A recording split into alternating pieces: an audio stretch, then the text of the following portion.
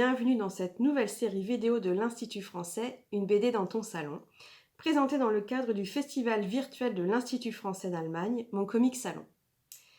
Dans cet épisode, j'aimerais vous parler des bandes dessinées sans texte ou presque. À titre personnel, j'aime beaucoup ce genre de BD qui sont en général marquées par une thématique et une intrigue très fortes.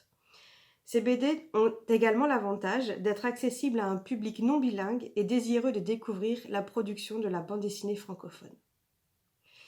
Pour cette vidéo, j'ai donc choisi 3 BD que je trouve particulièrement réussies et accessibles à un public large, à savoir le chef-d'œuvre À travers de Tom Ogema, L'écorce des choses de l'illustratrice et peintre Cécile Bidot et un de mes coups de cœur ultimes, Un océan d'amour de Wilfried Lupano et Grégory Panassione.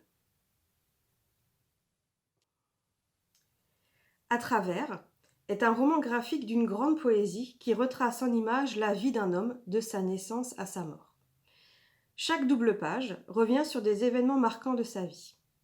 Le principe du livre est simple, le lecteur observe à travers un prisme particulier ce que le personnage voit.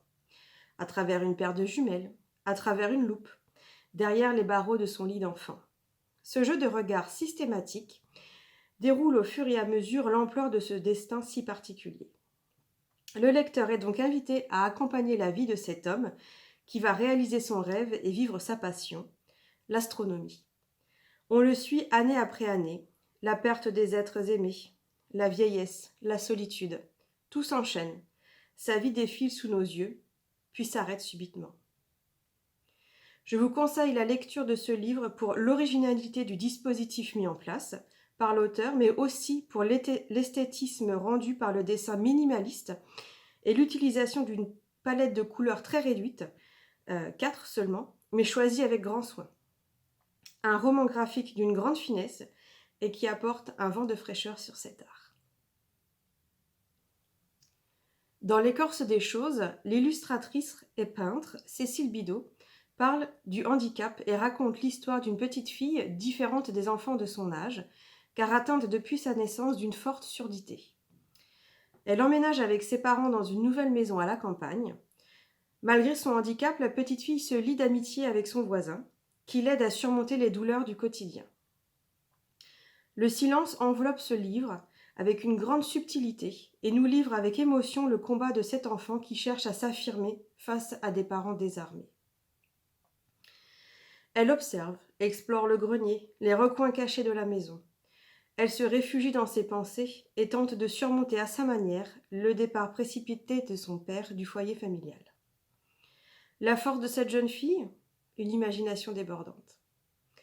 Le dessin teinté de différentes nuances de rouge accompagne avec une grande douceur la vie quotidienne de cet enfant. Un roman graphique avec peu de texte mais rempli d'émotions.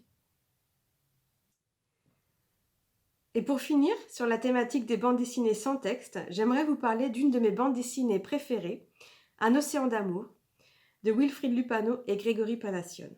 C'est la première bande dessinée sans texte que j'ai lue et j'ai tout de suite adoré le concept. Un océan d'amour, c'est une plongée en Bretagne, dans le monde des pêcheurs et des bigoudènes, mais c'est avant tout une histoire d'amour que rien, ni même l'océan, ne pourra arrêter. Comme chaque matin, monsieur part pêcher au large des côtes bretonnes. Mais ce jour-là, c'est lui qui est pêché par un effrayant bateau-usine. Pendant ce temps, madame attend. Elle patiente, elle s'inquiète, mais surtout elle est convaincue que son homme est encore en vie. Bien décidée à retrouver l'amour de sa vie, elle part à sa recherche contre vents et marées. Le scénario mis en place par Lupano fonctionne divinement bien, et on se laisse porter par les flots de cette histoire aux 1001 rebondissements. Une bande dessinée aussi passionnante que rafraîchissante. J'espère que cette vidéo vous aura donné envie de découvrir ces bandes dessinées et de vous intéresser de plus près à la bande dessinée francophone, quel que soit votre niveau de français. Et si vous voulez en savoir plus sur l'Institut français et sur le Comic Salon, n'hésitez pas à nous retrouver sur nos différentes plateformes. Bonne lecture et à bientôt pour une prochaine vidéo.